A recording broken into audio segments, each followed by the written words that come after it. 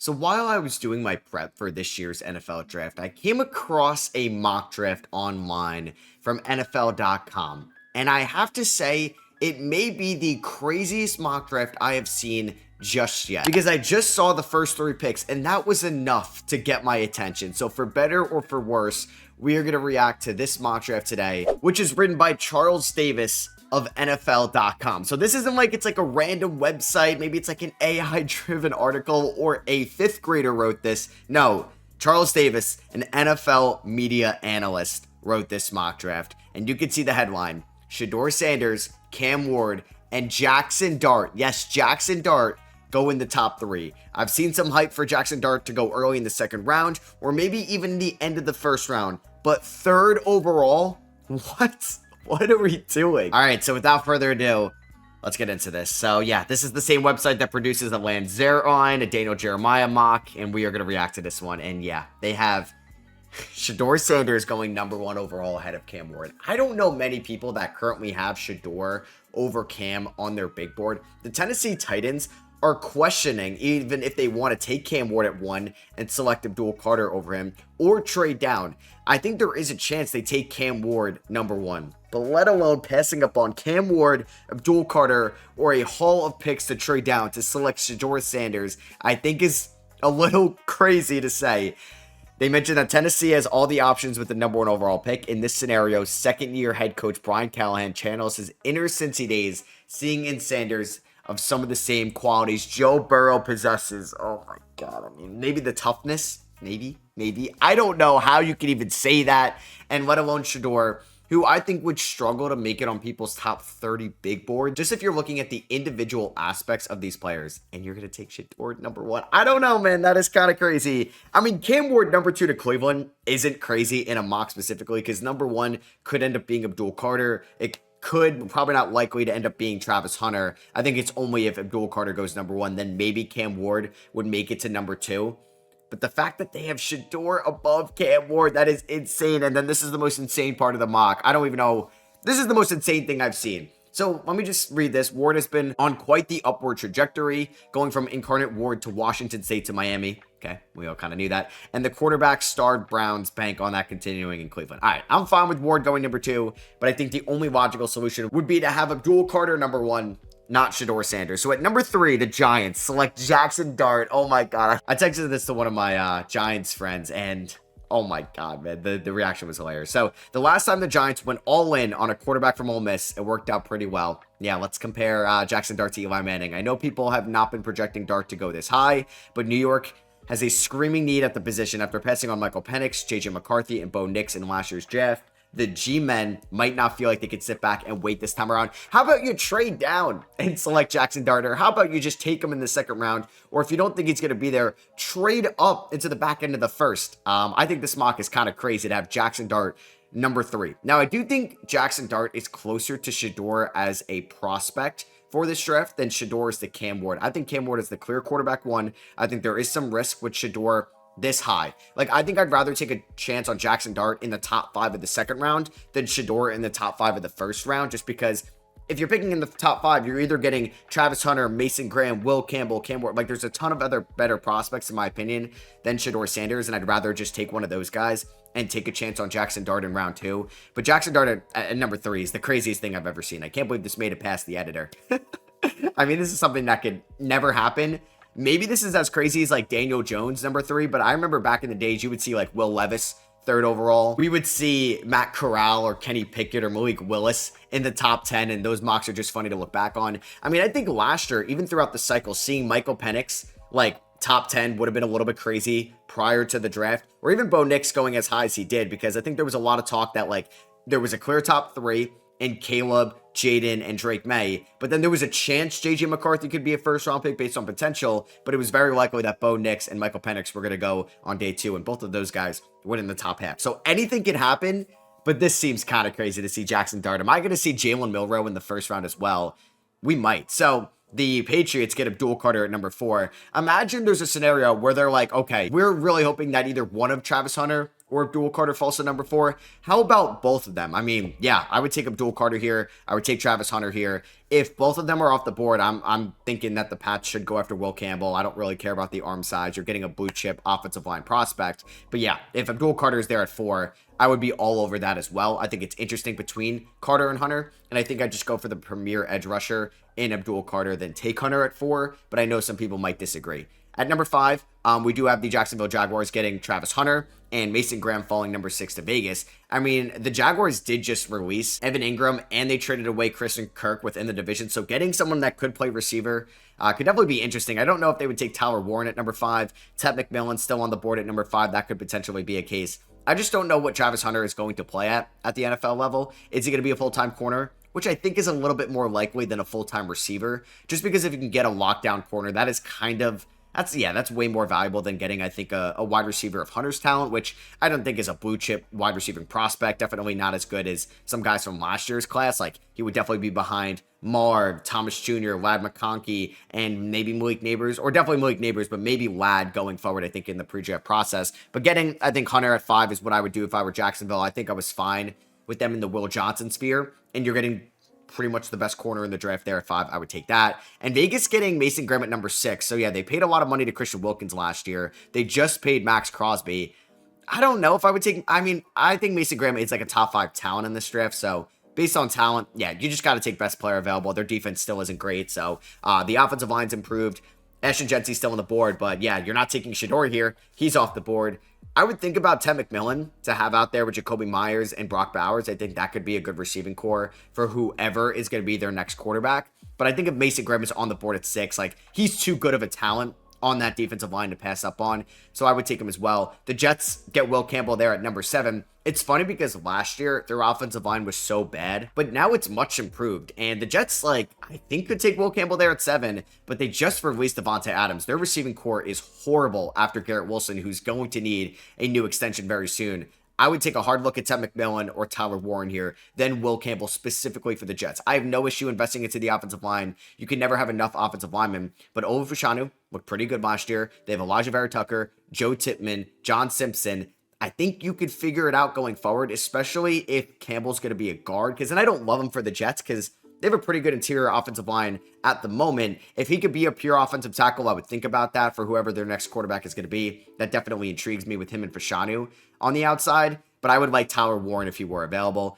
So we do have back-to-back Georgia players at 8 and 9. We have Jalen Walker going to the Panthers at 8. He has a ton of variance and I think range in this mock as well, or at least in the NFL draft. Like, he can go as high as 8. He could fall outside the top 16. I don't mind the Panthers taking a top defensive guy here. I do think I like Jalen Walker and maybe even Jahad Campbell a little bit more than the combine standouts of Shamar Stewart and James Pierce. I think Pierce is a little bit lower on people's boards than Shamar Stewart, but I'm taking the production actually of Jalen Walker off of the potential of Shamar Stewart, who didn't have a ton of production at A&M because of the 1.5 sacks last year, but the tape is good. His intangibles are very good. I just think the Panthers should address defense here at 8.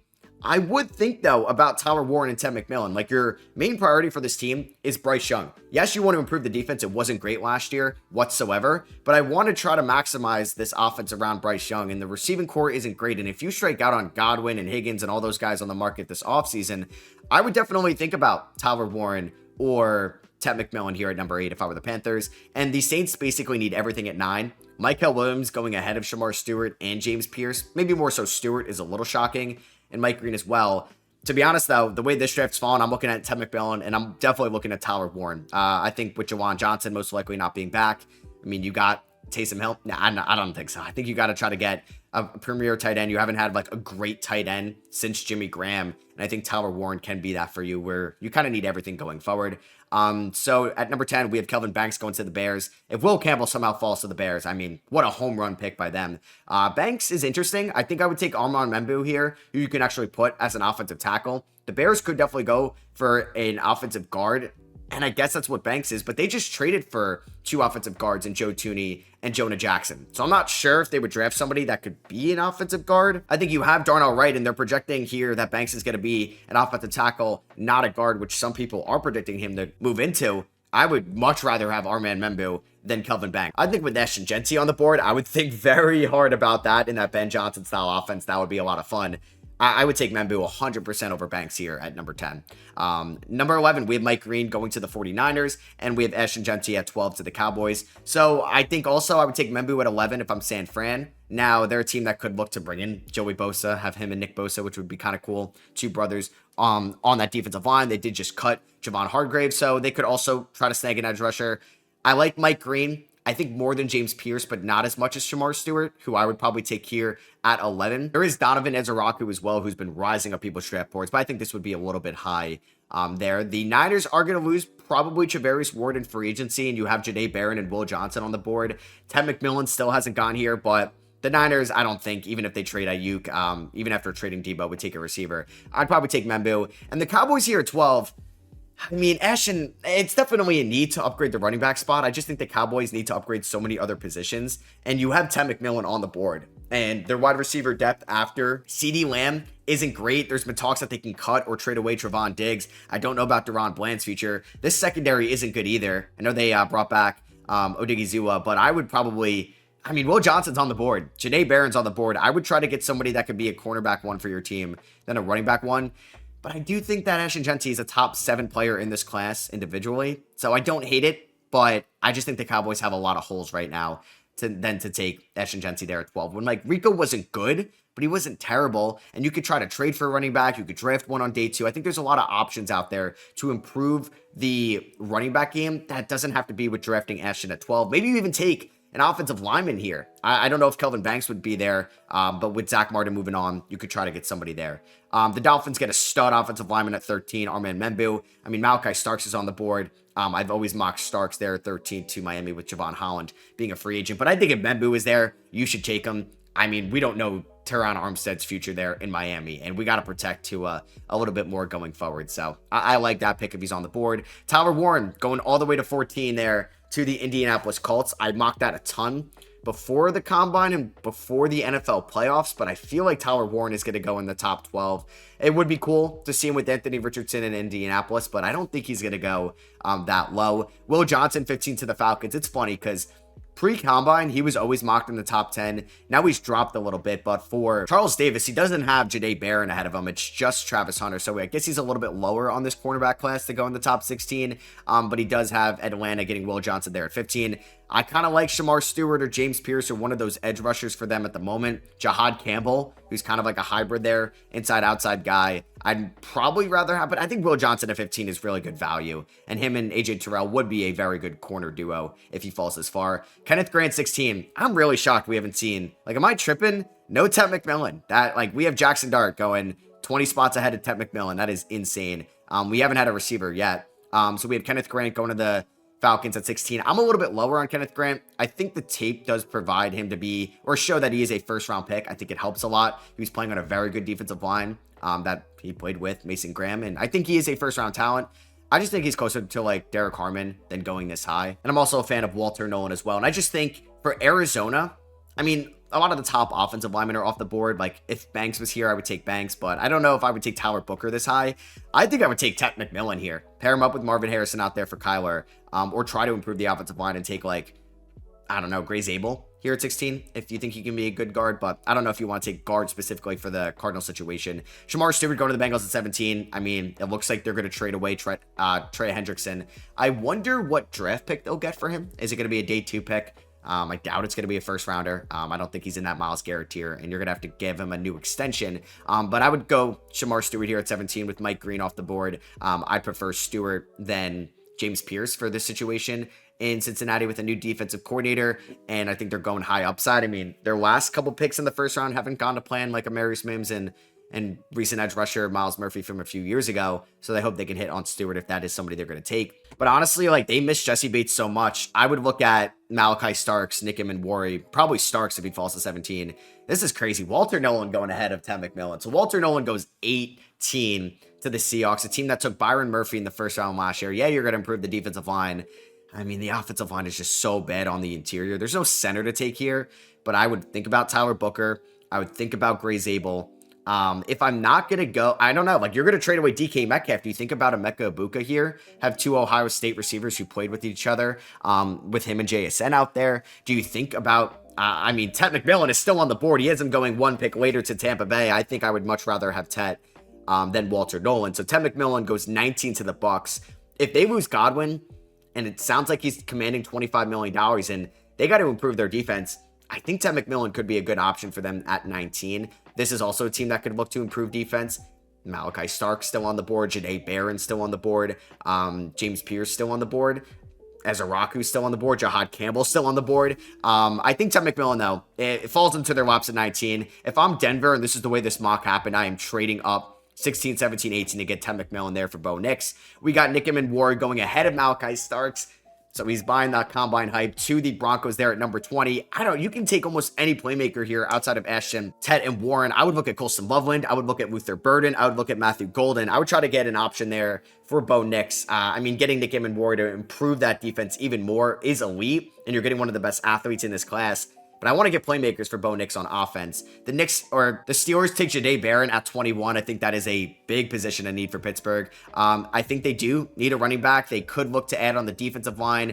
They definitely need a receiver, but I think there's a lot of options here in free agency or the trade market. If they can get Jahdae Barron, who in my opinion is the third best corner in this draft after Hunter and Will Johnson, I would be fine with that. I mean, you have Emeka on the board. You have Luther Burden on the board, Matthew Golden. I think this is a very good draft for the Steelers. I'm glad he doesn't have Jackson Dart going to my favorite team there at 21. Colston Loveland reuniting with Jim Harbaugh at 22. I think if he's there, that makes a ton of sense for LA. We'll see if they maybe make a trade for DK, but they have a great receiver from last year in Ladd, and Colston would be an upgrade over Will Dissly. I didn't mention Josh Simmons before, but I could have mentioned him when I was talking about offensive linemen, and they don't have the Packers taking a receiver here with Luther Burden and Emeka on the board. I mean, they don't take first-round receivers, so he has the Packers improving their offensive line with Josh Simmons. You can't go wrong if he's going to be healthy, and it'll be good for him if he does have a pro day. It looks like that may happen. That would be great, and I think that can solidify himself as a first-round pick. Malachi Stark's still on the board. Kind of crazy. Derek Harmon going to the Vikings at 24. I think he's a first round pick. If his name was called at 21 to the Steelers, I honestly wouldn't hate it, but I do think they need corner a little bit more. It's just in the Kevin Colbert era, they could not draft a corner. We'll see about Omar Khan. I guess Kevin Porter Jr. was, I think, like Colbert's last draft or around there. Derek Harmon improving that Vikings defense even more. I mean, they're going to lose a lot of corners. Just take Malachi Starks and you can plug him wherever in that secondary. I'd think about that. I would also think about Jahad Campbell, who's still on the board, and I think just the upside plays there. You can get a lot of corners here. Darren Porter, Maxwell Hairston, Siobhan Ravel. But I like Derek Harmon as a first-round pick. I'm pretty high on him. Houston getting Emeka Egbuka there at 25. It looks like Tank Dell, he could never play again, which is really sad. Stephon Diggs is gone, and he's recovering from an ACL injury. You have Nico, and they just traded for Christian Kirk for a 7th-round pick. Why not? Crazy the Jaguars sent him in the division, but getting Emeka to pair up with CJ Stroud, who played with him and had his best year at Ohio State with Nico and Kirk, could provide a very good receiving core for the Texans. I would also think about offensive line here, just because Kenyon Green hasn't worked out. You think about Tyler Booker, or you think about Gray Zabel. So here at 26, we have Gray Zabel going to the Rams, trading away Jonah Jackson. This makes a ton of sense, getting somebody much cheaper here in the first round. I'm fine with this. I mean, if you're trading Cup, Luther Burden still on the board, Matthew Golden still on the board as well. I would just take a chance on Malachi Starks. So we could not have the Ravens get Malachi Starks at 27. I know they don't really need a safety, but he'd be there. But he has them getting James Pierce with their edge rushers getting a little bit older. And I don't think there's a good enough tackle here at 27 to, if Ronnie Stanley does leave, but if he does, maybe they do take a tackle here. I do think James Pierce is worth an upside of a first-round pick based on the potential. We have the Lions taking Donovan Jackson, offensive line, here out of Ohio State at 28. They don't need a safety, but just Malachi Starks still on the board is kind of wild. I like this. I think edge rusher, just something on defense could also be good if they wanted to go the Ezra route. Jahad Campbell still on the board. I've talked about him a ton here. But yeah, Detroit going offensive line, it can't hurt in the long term with some of their guys getting a little bit older. We have the Commanders getting Matthew Golden at 29. I like this. You pair him up with Terry McLaurin and Deebo Samuel out there. We can really optimize this Commanders offense with Cliff running the show and Jaden Daniels to its fullest potential. I would think about Omarion Hampton too. I kind of like Omarion Hampton in the first round in Washington.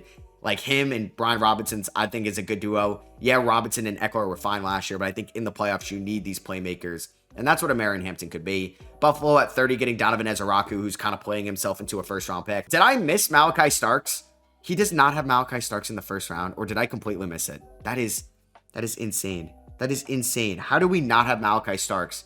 What? We have Jackson Dart at 3, but we don't have Malachi Starks in the first round. It's crazy. So yeah, we got Buffalo getting Ezeraku at 30. I'm fine with them addressing defense, but Starks is on the board. I don't get it. It doesn't really make sense, but he does have Ezeraku behind like Pierce and Shamar Stewart. We have Josh Connerly going to the Chiefs at 31.